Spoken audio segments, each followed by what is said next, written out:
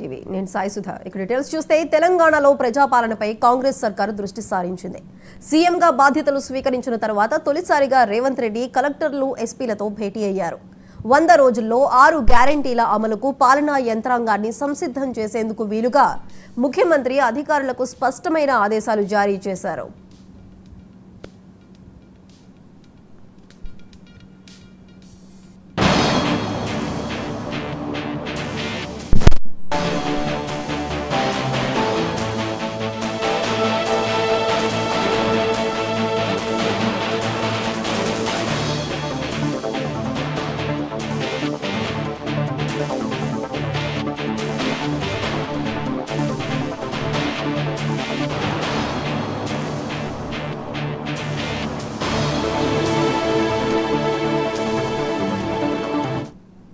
ముఖ్యమంత్రిగా బాధ్యతలు చేపట్టిన తర్వాత తొలిసారి కలెక్టర్లు ఎస్పీలతో రేవంత్ రెడ్డి సమావేశమయ్యారు.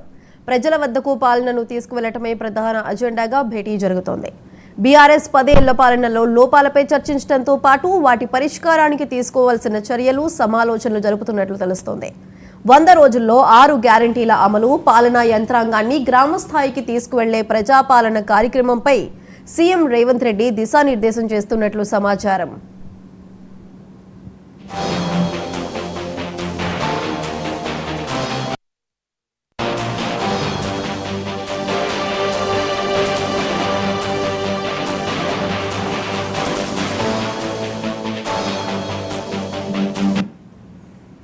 హైదరాబాద్లోని మహాత్మా జ్యోతిబా పూలే ప్రజాభవన్లో ప్రతి మంగళ శుక్రవారాల్లో ప్రజావాణి కార్యక్రమం నిర్వహిస్తున్నారు. దీనిని జిల్లా, డివిజన్, మండల, గ్రామ స్థాయిలో మరింత పకడ్బందీగా ప్రజావాణి నిర్వహించేందుకు చేపట్టాల్సిన ప్రణాళికను కలెక్టర్ల సమావేశంలో సీఎం రేవంత్ రెడ్డి ప్రకటిస్తున్నట్లు సమాచారం. అదేవిధంగా ఆర్థిక సాధికారత కల్పించడంతో పాటు సామాజిక న్యాయం కల్పించేందుకు ఇచ్చిన 6 హామీల అమలుపై కలెక్టర్లకు ముఖ్యమంత్రి స్పష్టమైన ఆదేశాలు ఇస్తున్నట్లు తెలుస్తోంది. ఈ సమావేశంలో ఉప ముఖ్యమంత్రి మల్లు భట్టి విక్రమార్కతో పాటు మంత్రులు, వివిధ శాఖల కార్యదర్శులు, సంబంధిత అధికారులు కూడా పాల్గొన్నారు.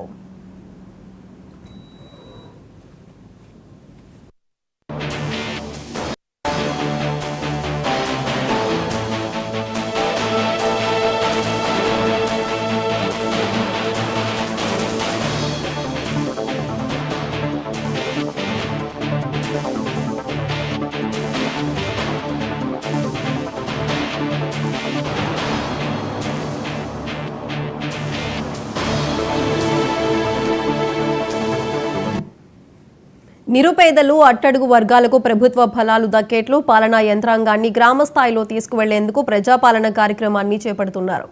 అందుకే స్థానిక సంస్థల అదనపు కలెక్టర్లను కూడా ఈ సమావేశానికి హాజరయ్యారు. డిసెంబర్ 28 నుంచి వచ్చే ఏడాది జనవరి 6వ తేదీ వరకు ప్రజాపాలన గ్రామ సభలు నిర్వహిస్తారు. ఉదయం 8 గంటల నుంచి మధ్యాహ్నం 12 గంటల వరకు, మధ్యాహ్నం 2 గంటల నుంచి సాయంత్రం 6 గంటల వరకు గ్రామ సభలు చేపడతారు.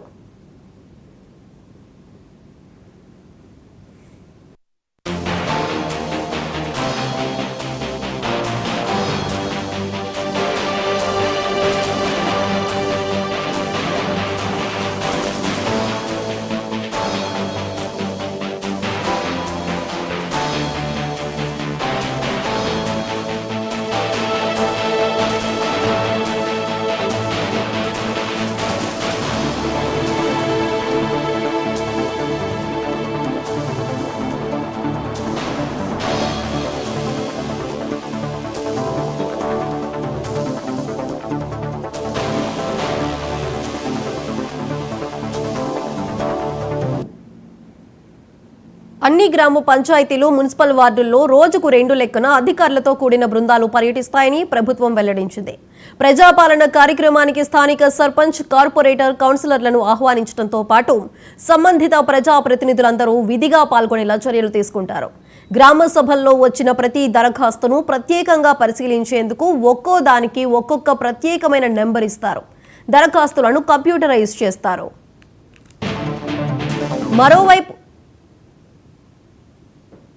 మరోవైపు తెలంగాణలో కొత్త రేషన్ కార్డుల జారీ ప్రక్రియ త్వరలో ప్రారంభం కానుంది. కొత్త రేషన్ కార్డుల కోసం లక్షల కుటుంబాలు ఎదురు చూస్తున్నందున ఈ నెల 28 నుంచి దరఖాస్తులు ఆహ్వానించేందుకు రాష్ట్ర సర్కార్ సన్నద్ధమవుతోంది. మీ సేవ ద్వారా ఆన్లైన్లో దరఖాస్తులు తీసుకోనున్నట్లు తెలిపింది.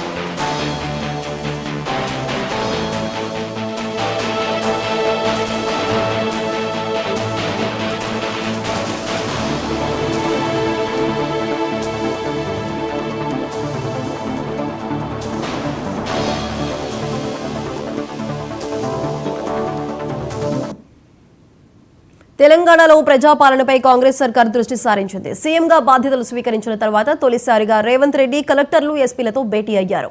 ఈ భేటీకి సంబంధించి మరింత సమాచారం మా ప్రతినిధి నాగార్జున అందిస్తారు. నాగార్జున, చెప్పండి. ఉదయం నుంచి రేవంత్ రెడ్డి ఏదైతే ప్రమాణ స్వీకారం చేసిన ముఖ్యమంత్రిగా ప్రమాణ స్వీకారం చేశాడో ఆ తర్వాత మొదటిసారిగా జిల్లా కలెక్టర్లు, ఎస్పీలతో సమావేశం నిర్వహించడం జరిగింది. ఈ సమావేశంలో ముఖ్యంగా ప్రభుత్వం ఏదైతే ప్రకటించిందో 6 గ్యారంటీ స్కీమ్లు ఉన్నాయో ఆ 6 గ్యారంటీ స్కీమ్ల అమలు ఎలా చేయాలి అనే దాని మీద అధికారులతో చర్చించినట్టు తెలుస్తుంది. ఈ చర్చలో భాగంగా వాటికి సంబంధించిన సూచనలు, సలహాలను కలెక్టర్లతో చెప్పడం జరిగింది. అలాగే ఏదైతే ప్రజావాణి అంటే మన ప్రగతి భవన్ ని ప్రజా దర్బార్గా మార్చి ప్రజా సమస్యలను తెలుసుకోవడానికి వినతులు స్వీకరిస్తున్నారో దాని ప్రజావాణికి ఎప్పుడైతే రేవంత్ రెడ్డి పేరు మార్చి ప్రజా సమస్యలు వింటున్నాడో దానికి సంబంధించి ఒక కీలక నిర్ణయం అయితే తీసుకున్నారు. దాని ఇప్పటి నుంచి గ్రామాల్లో గ్రామ సభలను ఏర్పాటు చేసి ఐఏఎస్ స్థాయి అధికారి నుంచి కలెక్టర్ల కాడి నుంచి ఎంఆర్ఓలు, సర్పంచ్లు అందరూ కూడా గ్రామాల్లో గ్రామ సభలు నిర్వహించి ప్రజల దగ్గర నుంచి వినతులను స్వీకరించి అక్కడే ప్రజల సమస్యకు పరిష్కారం అయ్యే మార్గాలను సూచించాలని చెప్పి రేవంత్ రెడ్డి ఈ సమావేశంలో నిర్ణయం అయితే తీసుకున్నాడు. ముఖ్యంగా డిసెంబర్ 28 నుంచి 6 వరకు కార్యక్రమాలు నిర్వహించాలని చెప్పి రేవంత్ రెడ్డి కలెక్టర్లకు వాళ్ళకి ఆదేశాలు అయితే జారీ చేయడం జరిగింది. ఇందులో ఏవైతే ముఖ్యంగా ఈ ప్రజావాణిలో ఏదైతే ఎక్కువగా సమస్యలు వస్తున్నాయి, ఏదైతే దానికి సంబంధించి ధరణి పోర్టల్కి సంబంధించి కానీ, డబుల్ బెడ్రూమ్ సంబంధించి కానీ, పెన్షన్లకు సంబంధించి కానీ వీటన్నిటికీ సంబంధించిన పరిష్కారం ఈ ఏదైతే గ్రామాల్లో నిర్వహించే గ్రామ సభల్లో వీటి సమస్యలకు పరిష్కారం జరిగే అవకాశం ఉంది. ముఖ్యంగా అధికారులు ప్రజల రేవంత్ రెడ్డి దిశానిర్దేశం ఏంటంటే ఈ సభ ఏదైతే ప్రజాపాలన కార్యక్రమంలో నిర్వహించే వినతుల స్వీకరణ నిర్వహించే కార్యక్రమం ఉందో దానిలో వచ్చే సమస్యలకు ప్రత్యేకంగా విభజించి పరిష్కారం అయితే సూచించాలని చెప్పి అధికారులకు రేవంత్ రెడ్డి అయితే ఆదేశించడం జరిగింది. నాగార్జున, ప్రస్తుతం ప్రజల వద్దకు పాలనను తీసుకువెళ్లడమే ప్రధాన అజెండాగా అయితే ఈ భేటీ జరుగుతుంది. మరి దీనికి సంబంధించి అంటే కొత్త విధి విధానాలు ఏమైనా రూపొందించే అవకాశాలు ఏమైనా కనిపిస్తున్నాయా? ముఖ్యంగా ప్రజలకి చేరువులో అంటే ప్రజలకు దగ్గరగా పాలన పోవాలి అన్న ఉద్దేశంతో రేవంత్ రెడ్డి అధికారులకు సూచనలు చేశాడు. కలెక్టర్ స్థాయి అధికారులు అలానే మంత్రులు కానీ, ఎమ్మెల్యేలు కానీ ఈ ప్రజా పాలన కార్యక్రమంలో పాల్గొంటారు. వారికి సంబంధించి అర్జీలు కూడా వారి దగ్గర నుండి స్వీకరించి ఆ సమస్యకు సంబంధించిన పరిష్కారాన్ని వెంటనే సూచించడం, లేదంటే ఈ ప్రజాపాలన సంబంధించి ఒక ప్రత్యేక అధికారిమైన నియమించే అవకాశం ఉంది. ఆ అధికారి పర్యవేక్షణలో ఈ సభలు నిర్వహిస్తారు. ఉదయం 8 గంటల నుంచి సాయంత్రం 6 గంటల దాకా, లేదంటే ఉదయం 9 గంటల సాయంత్రం 5 గంటల దాకా ఈ సమావేశం అయితే సభలు అయితే జరిగే అవకాశం ఉంది. దానికి తోడు సెలవు రోజులు ఉంటాయి, పండుగలు కానీ, ఆదివారం కానీ సెలవు రోజులు ఏవైతే ఉంటాయో ఆ సెలవు రోజులు మినహాయించి మిగిలిన అన్ని రోజుల్లో ఈ గ్రామ సభలు అయితే నిర్వహించే అవకాశం ఉంది. ఉన్నత స్థాయి అధికారులు లేదంటే మంత్రులు, ఎమ్మెల్యే స్థాయితో ఈ సభలు అయితే నిర్వహించే అవకాశం అయితే కొత్తగా కనిపిస్తుంది. నాగార్జున, ప్రస్తుతం ఈ ప్రజావాణి కార్యక్రమం అయితే మంగళవారం, శుక్రవారాల్లో జరుగుతుంది. మరి దీన్ని జిల్లా, డివిజన్, మండలం, గ్రామ స్థాయిలో కూడా తీసుకువెళ్ళడానికి అయితే పగడ్బందీ ప్రణాళికలు నిర్వహిస్తున్నట్లు తెలుస్తుంది. మరి ఈ ప్రజావాణి కార్యక్రమానికి సంబంధించి మరింత సమాచారం ఏంటి?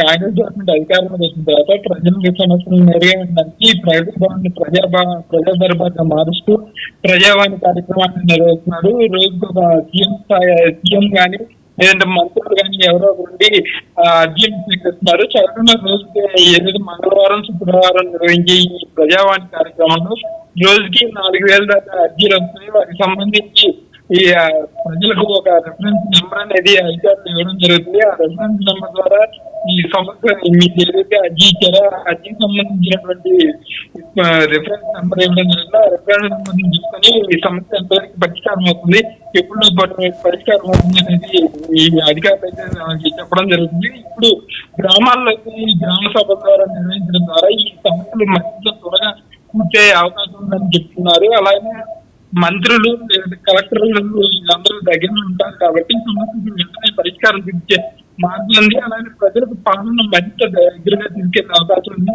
ప్రజాపాలన పెడతా అధికారం మొత్తం గ్రామ స్థాయిలో ఈ చేపల ద్వారా ప్రజలకు మంచి పరిపాలన అని చెప్పి అధికారులు రేవంత్ రెడ్డి అయితే చెప్పడం జరిగింది. Right Nagarjuna, thank you.